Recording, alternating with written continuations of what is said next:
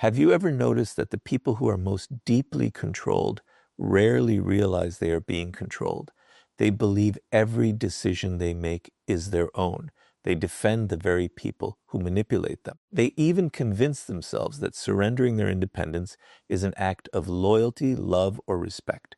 This is what makes psychological control so dangerous. It does not begin with force. It begins with a subtle change inside your own mind.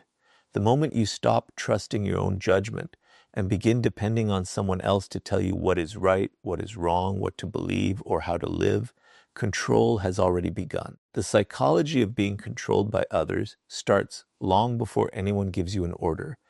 It starts the moment your mind quietly accepts that someone else's thinking is more valuable than your own. The human brain naturally looks for certainty.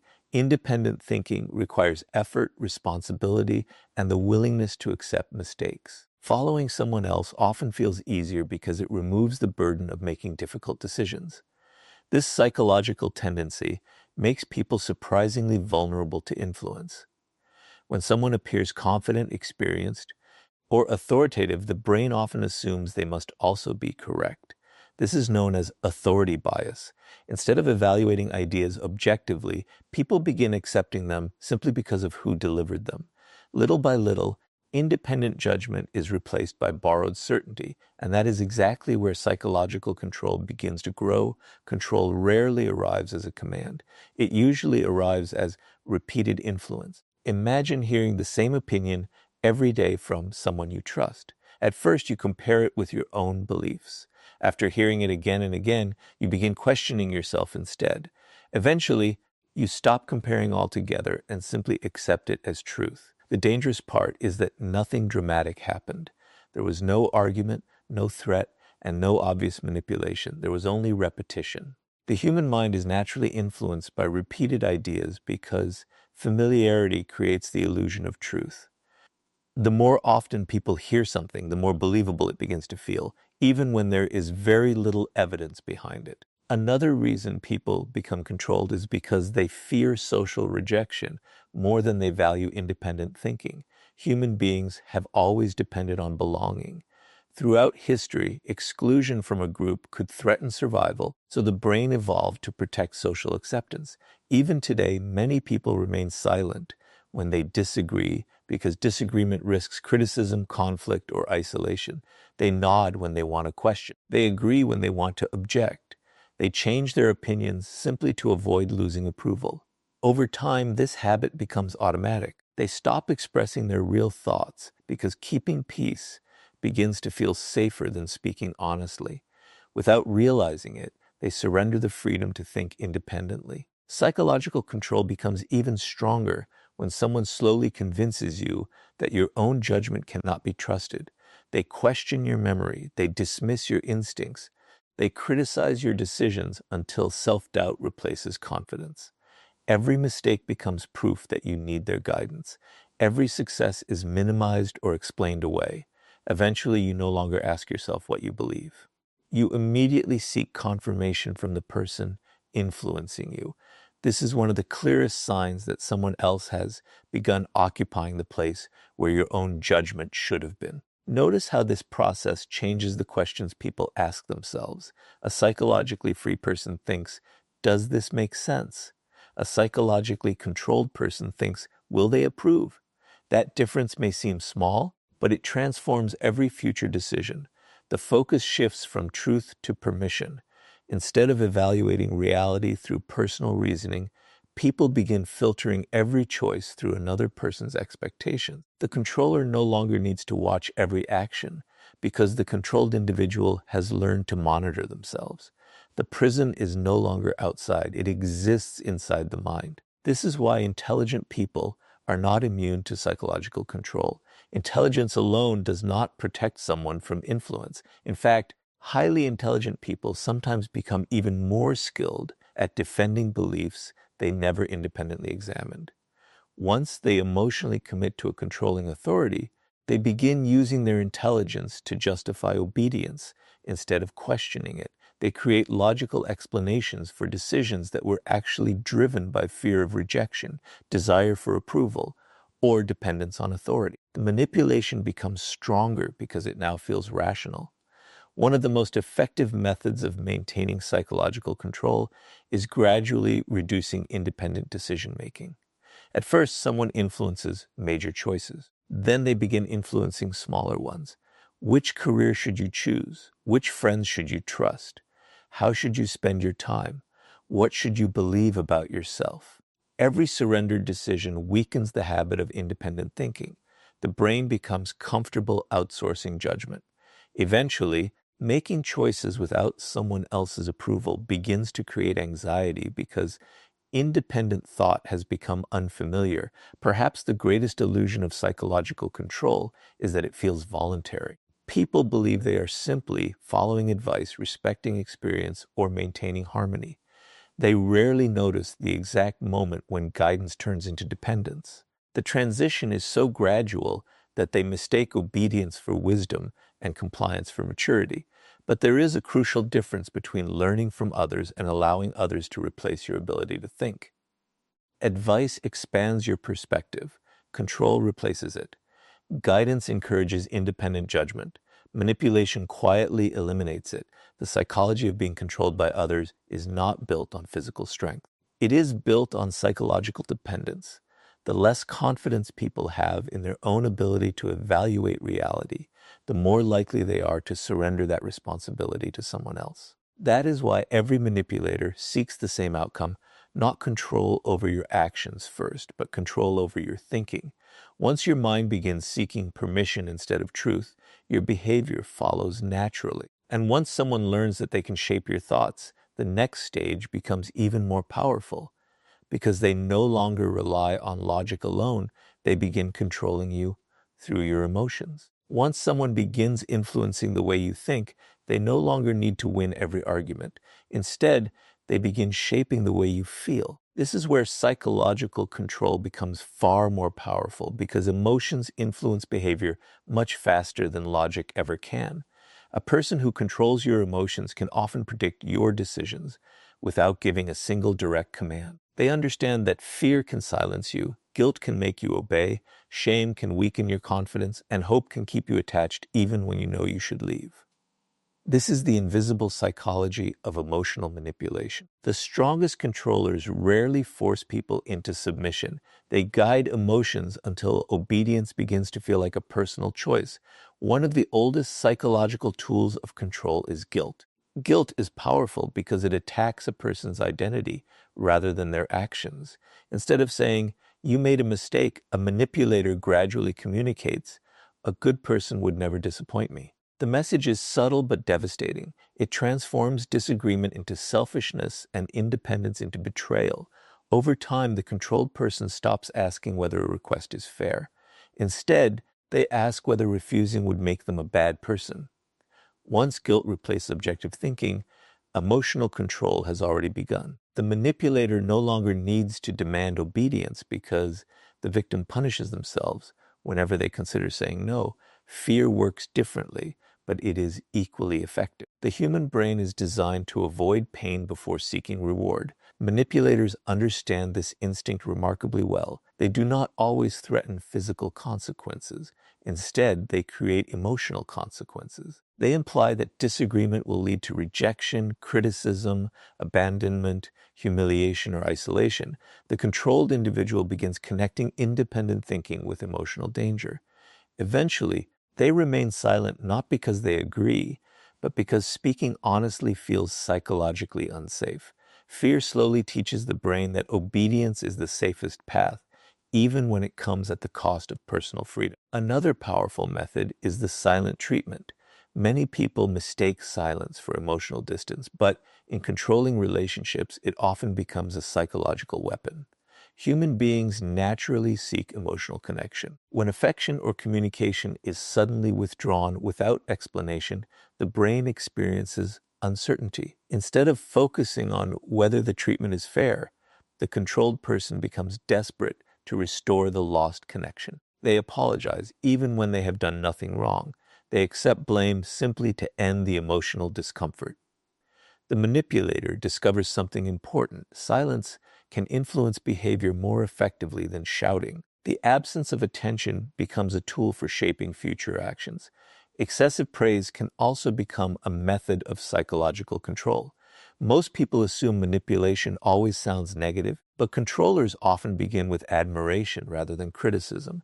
They make someone feel uniquely appreciated, understood, or important. This emotional reward creates trust and attachment. Then the pattern slowly changes. Praise becomes conditional. Approval is given only when the person behaves exactly as expected. The controlled individual begins working harder to earn the same emotional reward they once received freely. Without realizing it, they have been conditioned to associate obedience with acceptance. Their behavior is no longer guided by personal values, but by the hope of receiving another moment of approval. Shame is another invisible chain. While guilt says, "You did something wrong," shame whispers, "There is something wrong with you."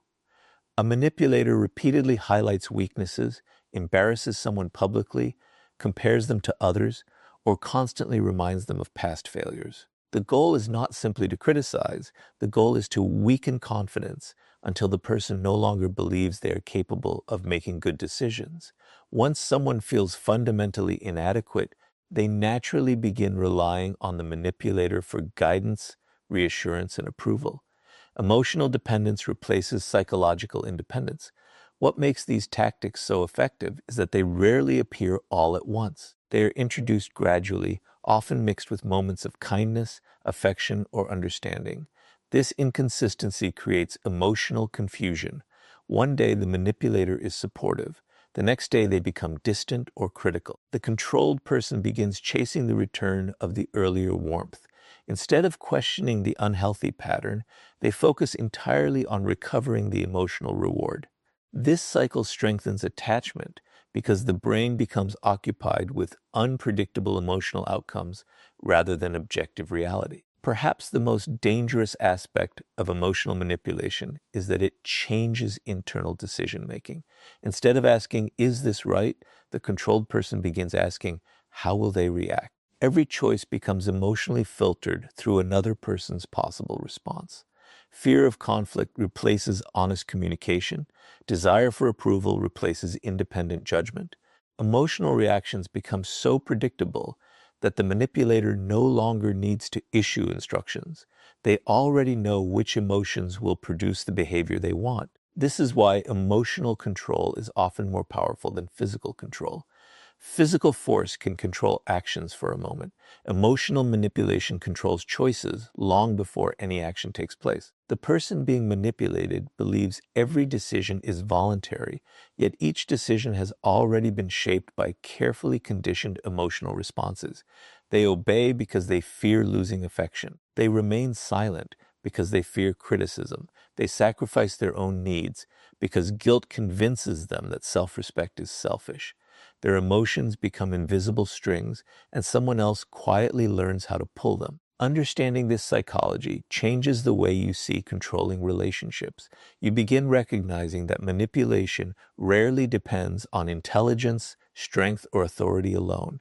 It depends on emotional predictability. The moment someone discovers which emotion controls you most, whether it is guilt, fear, shame, loneliness, or the desperate need for approval, they gain the ability to influence your behavior with remarkable precision. That is why emotional awareness is the first defense against psychological control. You cannot protect your freedom until you recognize which emotions someone else has been taught to use against you. And once emotional manipulation succeeds in controlling your reactions, the next stage becomes even more dangerous because you begin seeking approval from the very person who has been controlling you all along. The moment emotional manipulation becomes familiar, a strange psychological transformation begins to take place. Instead of pulling away from the person who constantly controls them, many people become even more emotionally attached. From the outside, this makes no sense. Why would someone seek approval from the very person who repeatedly makes them feel anxious, guilty, or inadequate? Yet this is one of the most powerful mechanisms behind psychological control. The controller is no longer influencing behavior through fear alone. They have created emotional dependency. The controlled person gradually begins believing that the only way to feel accepted, safe, or valuable is to receive approval from the person who has been withholding it. This is why psychological control often becomes stronger over time instead of weaker. One reason this happens is that the human brain is wired to seek emotional resolution. When someone repeatedly criticizes you, withdraws affection, or questions your worth, your mind naturally wants to repair the relationship. Instead of asking, "Why am I being treated this way?" many people begin asking, "What can I do to make them happy again?" Notice how the focus changes. The problem is no longer the controller's behavior. The problem becomes your own behavior. This shift is exactly what the manipulator wants. Once you believe that changing yourself is the solution, they no longer have to change anything. A powerful psychological force behind this pattern is approval addiction. Every human being enjoys appreciation, but approval becomes dangerous when it starts defining personal worth. Controllers understand this instinct, whether consciously or unconsciously. They rarely give consistent validation. Instead, they provide it unpredictably. One day they praise you, making you feel important. The next day they become distant, critical, or emotionally unavailable. This inconsistency creates a powerful psychological cycle. Because approval is no longer guaranteed, your brain begins treating every small sign of acceptance as a valuable reward. You stop focusing on whether the relationship is healthy and become completely focused on earning the next moment of approval. This process is strengthened by a psychological principle known as intermittent reinforcement. Studies of human behavior consistently show that unpredictable rewards often create stronger attachment than predictable ones. When a reward arrives randomly, the brain keeps expecting the next one. It remains emotionally engaged because certainty never arrives. The same mechanism explains why many people become deeply attached to controlling relationships. They never know when kindness will return. A single compliment after weeks of criticism feels incredibly meaningful. One affectionate conversation after days of silence creates hope that everything has changed. In reality, the inconsistencies itself keeps the attachment alive. Another reason people seek approval from those who control them is because their identity slowly becomes dependent on that relationship. At the beginning, they have their own opinions, interests, and confidence. But after months or years of constant influence, they begin measuring themselves through the controller's reactions. If the controller smiles, they feel successful. If the controller criticizes them, they feel like failures. Their emotional state becomes externally controlled. They are no longer asking, "How do I feel about myself?" Instead, they ask, "How does this person feel about me today?" That shift marks one of the deepest forms of psychological dependence. Control often strengthen this dependence by isolating people emotionally. They may repeatedly suggest that no one else truly understands them, that friends cannot be trusted, or that outsiders are jealous or dishonest. Gradually, the controlled individual begins relying on one emotional source for comfort, advice, and validation. The fewer independent relationships they maintain, the stronger the controller's influence becomes. This isolation does not always involve physical separation.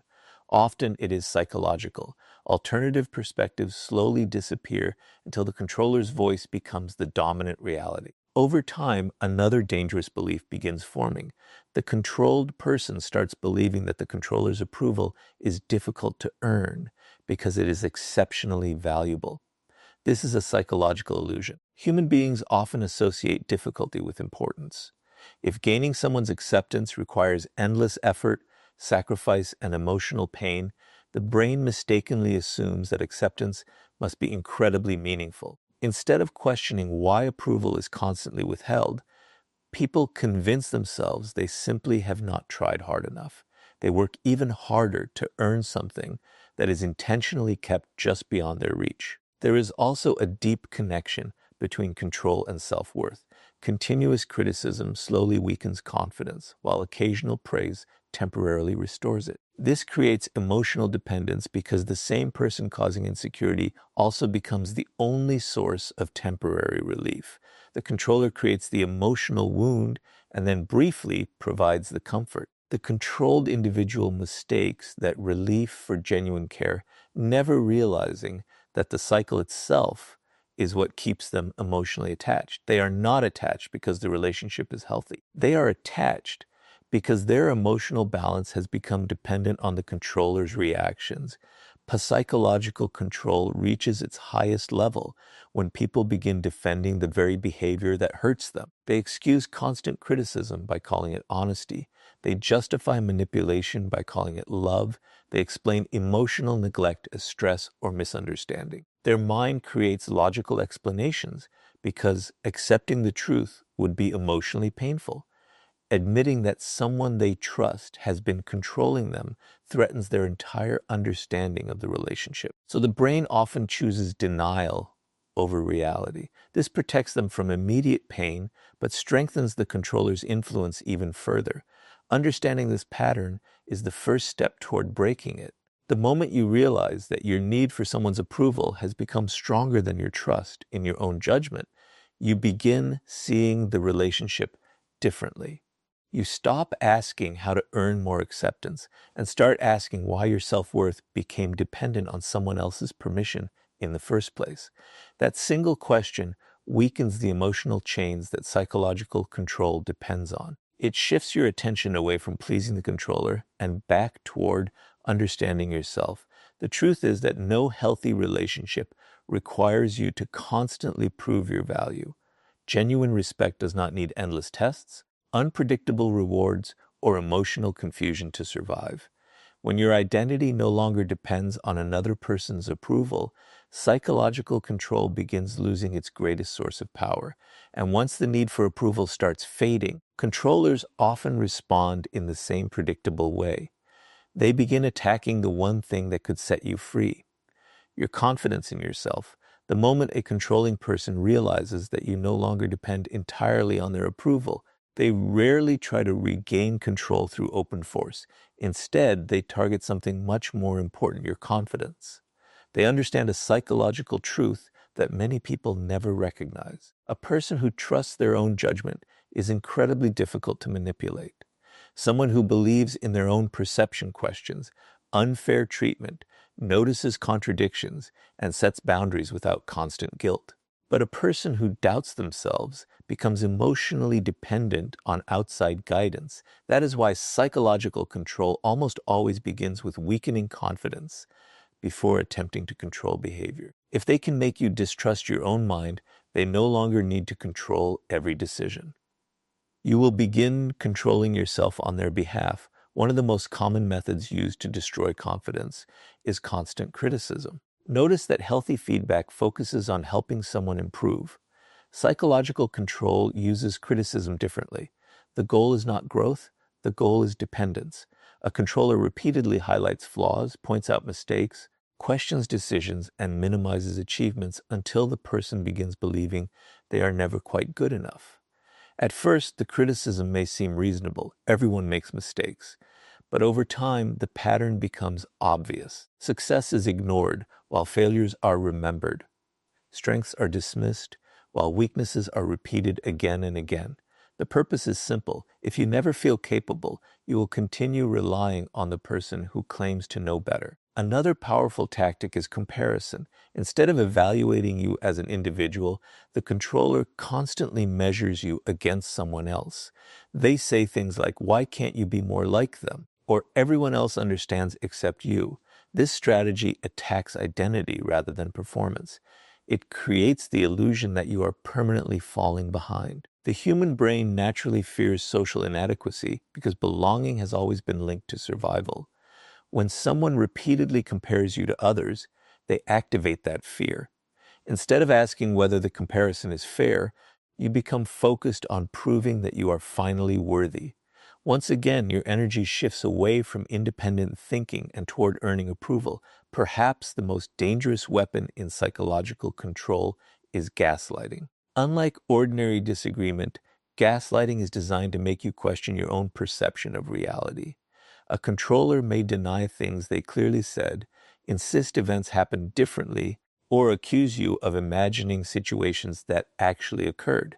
If this happens once, it may simply be a misunderstanding, but when it happens repeatedly, the psychological effect becomes profound.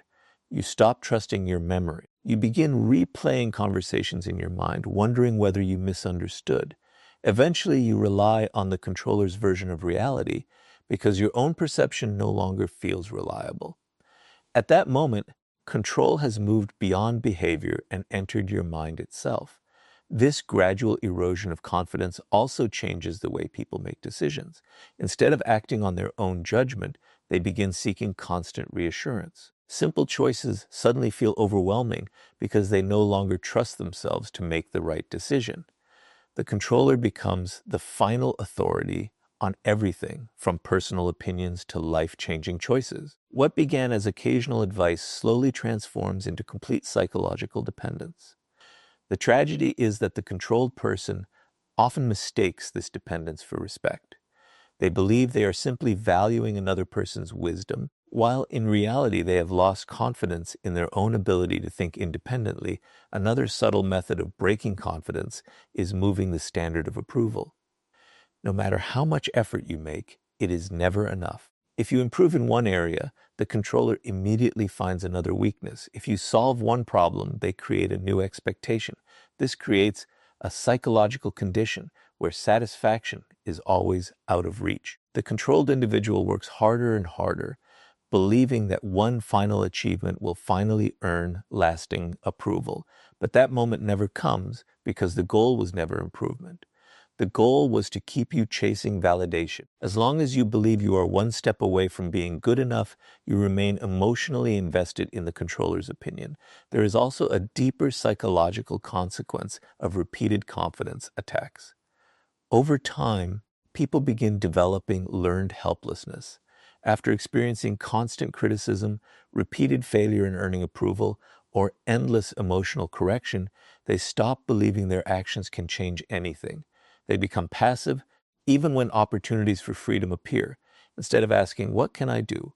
they begin believing, "Nothing I do will ever be enough." This mindset is incredibly valuable to a manipulator because a person who no longer believes in their own ability to influence their future is far less likely to resist control. Controllers often reinforce this helplessness by occasionally acting supportive after periods of harsh criticism.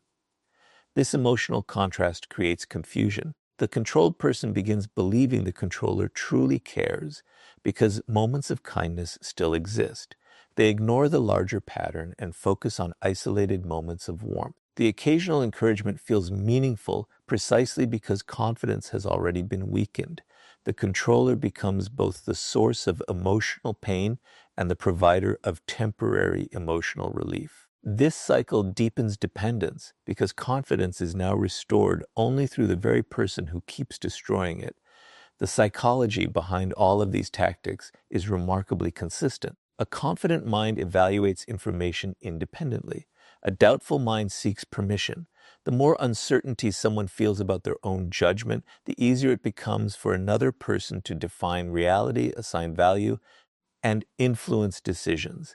That is why psychological control is never satisfied with changing your actions alone. It aims to change how you see yourself. Once your inner voice becomes weaker than the controller's voice, resistance begins fading without a single direct command.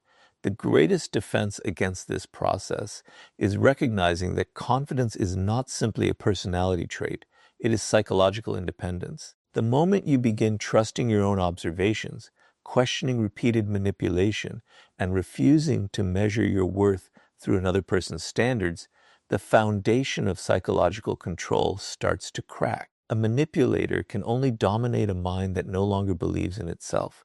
The instant self-trust returns, control becomes much harder to maintain. And when your confidence begins returning, the controller loses their most powerful weapon, leaving them with only one option: to provoke emotional reactions in a final attempt to keep their influence alive. When confidence begins returning, something unexpected happens inside every controlling relationship. The manipulator senses that their influence is weakening. They notice that you question their words instead of accepting them automatically. You no longer seek permission before every decision. Their criticism no longer shakes your identity the way it once did. At this point, many people expect the controller to become calmer, but the opposite often happens. They increase emotional pressure because emotional reactions are the final thread holding their control together. This is why one of the greatest psychological weapons against manipulation is not louder arguments or stronger emotions. It is emotional discipline. The moment you stop reacting the way they expect, the entire structure of psychological control begins to collapse. Every manipulator studies emotional patterns, whether consciously or unconsciously. They learn what frightens you, what makes you feel guilty, what provokes anger, and what causes you to defend yourself. Once they understand these emotional triggers, they no longer need to control every situation directly. They simply activate the right emotion, knowing that your reaction will produce the outcome they want. If guilt makes you apologize, they create guilt. If anger causes you to lose credibility, they provoke anger. If fear keeps you obedient, they remind you of the consequences of disagreement. The manipulation succeeds because your emotional responses become predictable. They are no longer responding to reality. They are responding to psychological conditioning. This is why emotional reactions are so valuable to a controlling person. Every time you immediately defend yourself against false accusations, they know exactly how to keep the conversation focused on your emotions instead of their behavior.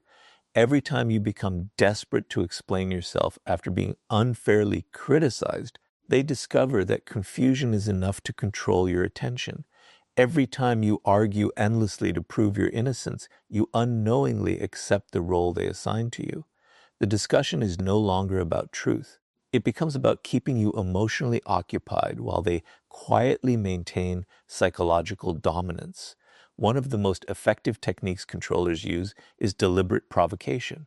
They make small disrespectful comments, twist your words, ignore your boundaries, or accuse you of intentions you never had. The goal is rarely the accusation itself. The goal is your reaction. If you become angry, they call you unstable. If you become emotional, they describe you as irrational. If you defend yourself repeatedly, they portray you as insecure. In every outcome, your reaction becomes the evidence they use to justify their original behavior. The trap was never about the argument. It was about creating an emotional response that could be used against you. Another powerful method is forcing unnecessary explanations. Healthy relationships welcome honest communication, but manipulation turns explanation into a psychological burden. Controllers repeatedly demand reasons for harmless decisions, innocent conversations, personal boundaries, or independent opinions. They question every choice until you begin feeling responsible for justifying your entire existence.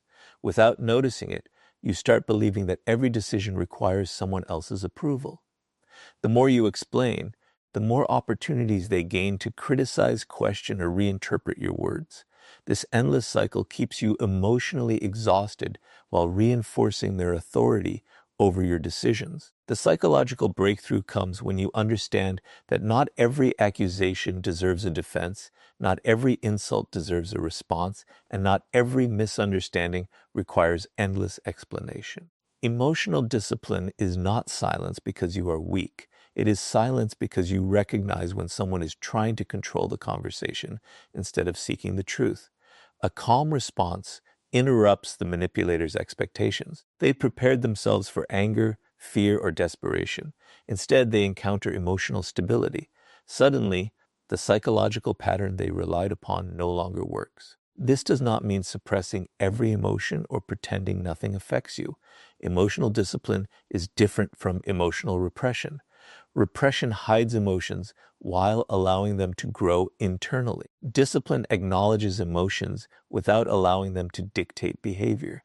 You may still feel hurt, disappointed, or frustrated, but you no longer allow those feelings to decide your next action. This distinction is critical because psychological control depends on impulsive reactions. The moment your response becomes intentional rather than automatic, manipulation loses much of its influence. Boundaries also become a powerful form of emotional discipline. A boundary is not an attempt to control another person. It is a clear decision about what behavior you will or will not accept. Manipulators often react strongly when boundaries appear because boundaries reduce access to emotional control. Someone who previously relied on guilt may accuse you of becoming selfish. Someone who depended on fear may become more aggressive.